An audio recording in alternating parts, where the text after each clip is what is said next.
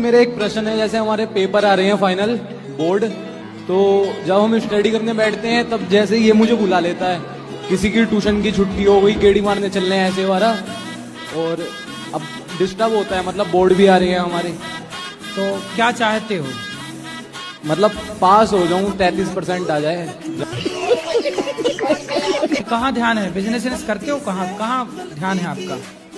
ध्यान तो गुरुजी अभी तो टारगेट ये है 12 पास होना। तो आपको आगे चल के क्या बनना है? क्या पाना चाहते हो? क्या लक्ष्य है आपका? जो पापा बना देंगे। लेकिन पढ़ाई तो करना चाहिए, थोड़ा बहुत तो पढ़ लेना चाहिए। मतलब थोड़ा इतना पढ़ लूंगा, पास हो जाऊंगा। हाँ हाँ जी, इतना वो पढ़ ही लूंगा। हाँ ठीक है, 33 नंबर तो कम से कम ले ही आना। 33 तो आ जाएंगे, वो थोड़ा सर से भी बातचीत है, हाँ? कह रहे दे देंगे। सर से ही बातचीत है।